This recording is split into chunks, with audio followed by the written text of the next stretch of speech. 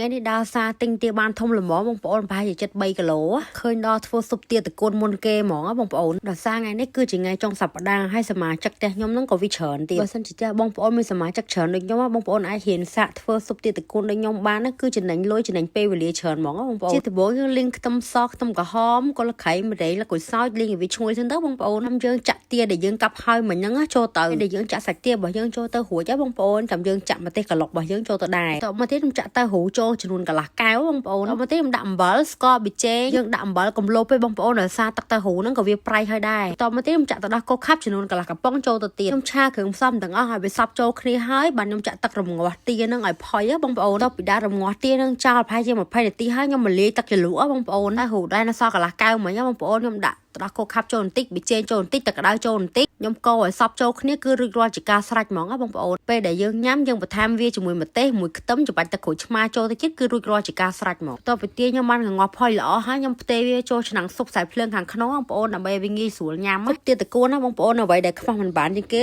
តកួនផ្សិតហើយនឹងត្រាវអំប៉ស្វ័យបកគោនំបញ្ចុកហ្នឹងគឺខ្វះអត់បានដាច់ខាតហ្មងបងប្អូនឈាមទាពពុះស្ដាយនេះក៏ដូចគ្នាបងប្អូនខ្វះអត់បានដាច់ខាតហ្មងជាពិសេសគឺឈាមទាហ្នឹងហ្មងបើសិនជាបងប្អូនចូលចិត្តប្រហិតសាច់គោប្រហិតនំប៉ាអីបងប្អូនអាចអែតបន្ថែមទៀតរឹតតែឆ្ងាញ់ថែមទៀតបងប្អូនពេលដែលគ្រឿងផ្សំយើងបានពុះហើយបងប្អូនចាំយើងដាក់ទឹកស៊ុបរបស់យើងទាំងអស់ចូលទៅស៊ុបទាតកួនបងប្អូនយើងយកមកញ៉ាំជាមួយនំបញ្ចុកថាស៊ីមែនតែនហ្មងបងប្អូន best in the world ហ្មងប៉ុន្តែបើសិនជាបងប្អូនអត់ចូលចិត្តញ៉ាំ